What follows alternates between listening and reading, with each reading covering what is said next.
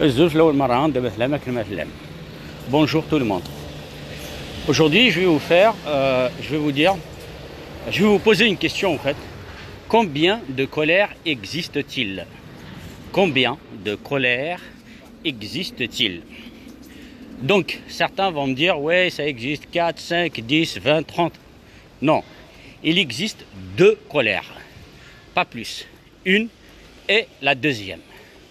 Donc, la première colère, celle qu'on appelle la colère passive. La deuxième colère, c'est la colère active. Vous allez me dire, c'est quoi la différence? La différence, elle est très simple. Vous la vivez, certains de vous vivent la colère active, d'autres vivent la colère passive. Donc la colère passive, on va commencer par la colère passive. Parce que la plupart du temps, ce sont ceux qui n'ont pas confiance en eux, ceux qui sont respectueux et tout ça. Ceux-là, ils s'expriment toujours avec la colère passive. Donc, la colère passive, c'est quand on est énervé, on ne le montre pas, on garde tout à l'intérieur. Moi, ces gens-là, je les appelle les cocottes minutes. Donc, la cocotte minute, quand le couvercle est fermé, ça bouillit à l'intérieur, ça cuit à l'intérieur à un certain degré, à une certaine pression, qu'on appelle en pression de bar, comme les cafetières à 16 bars, 21 bars, etc. Donc, c'est au nombre de pression. Donc, la personne qui s'exprime avec la colère passive, donc en fait toute cette colère, toute cette puissance de la colère, vous voyez par exemple les gens qui s'énervent et puis qui parlent, des fois ils pleurent, des fois de colère, hein, de rage ils pleurent, ou des fois ils tremblent et tout ça. Donc tous ces gestes-là, en fait, celui qui utilise la colère passive, au lieu de se faire sortir tout ça, en fait, il met tout à l'intérieur. Donc, la rage qu'il y a, au lieu de la faire sortir, donc il la garde à l'intérieur. Donc, il pourrit. En quelque sorte, c'est comme un cancer. C'est comme le feu de paille. Donc, voilà. Donc, le cancer, on ne le voit pas, mais il fait son effet à l'intérieur. C'est la dégradation des tissus et tout ça. Donc, la colère passive, c'est celui qui s'énerve et qui garde tout à l'intérieur de lui. Oh là là, il y a un accident.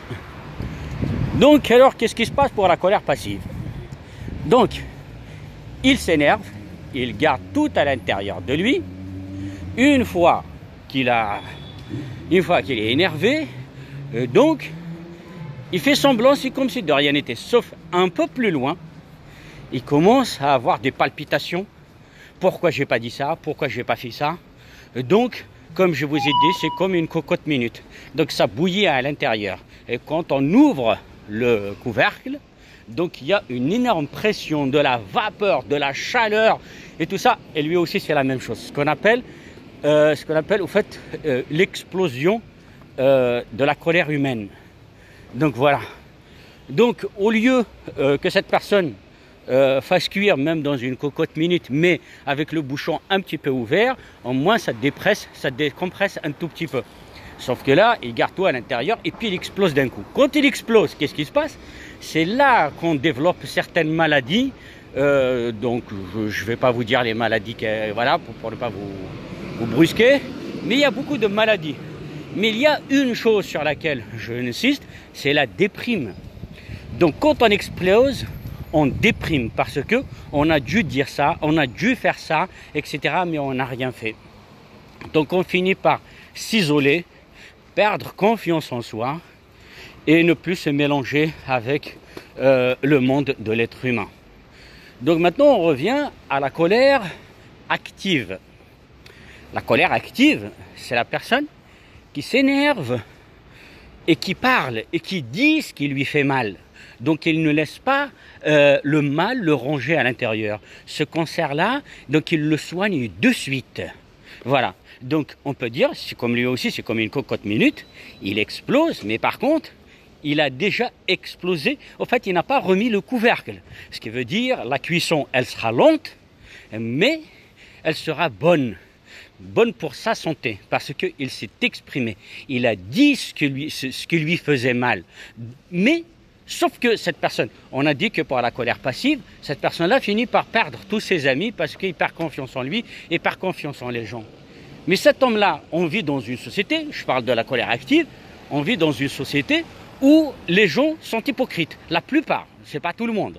La plupart des gens sont hypocrites. Je vous donne un exemple simple. Vous avez un ami avec qui vous avez noué une relation amicale, même fraternelle, on peut dire. Donc pendant des années, vous êtes ensemble. Du jour au lendemain, cette personne-là, soit il commet une erreur, soit c'est moi qui commets une erreur, soit c'est lui-même. Au fait, ce qu'il fait, il va se renfermer, il va partir sans donner aucune raison de son départ, de son mécontentement. Et puis nous, on reste là à dire, ouais, mais qu'est-ce que je lui ai fait? J'ai rien fait. Et puis là, on lui pose la question, mais pourquoi tu ne me parles plus? Pourquoi ceci, cela?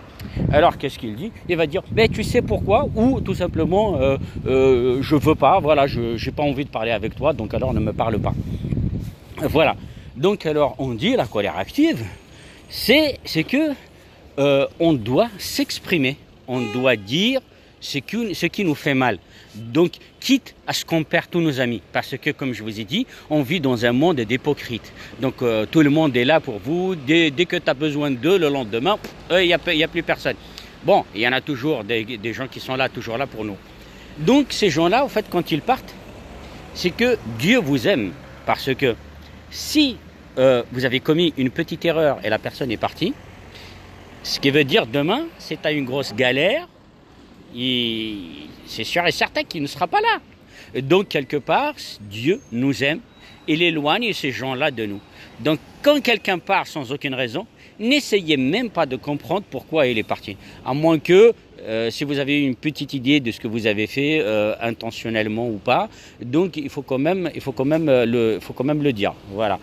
Donc, alors, maintenant, vous avez compris qu'il y a deux colères. Il y a la colère passive, il y a la colère active. Maintenant, on va se poser la question, je vais vous poser la question, laquelle des deux colères est la plus appropriée pour nous? Laquelle qui va nous faire moins de mal? Bien sûr, en réfléchissant, quand même, le résultat est presque le même, sauf que pour la colère passive, donc c'est voulu, c'est moi qui ne veux pas côtoyer les gens, c'est moi qui ne veux pas aller vers les gens, faire confiance aux gens. La colère active, ce sont les gens qui n'aiment pas la franchise, qui ne viennent plus vers nous, qui ne parlent plus avec nous. Ça veut dire dans les deux cas, on perd quand même nos amis.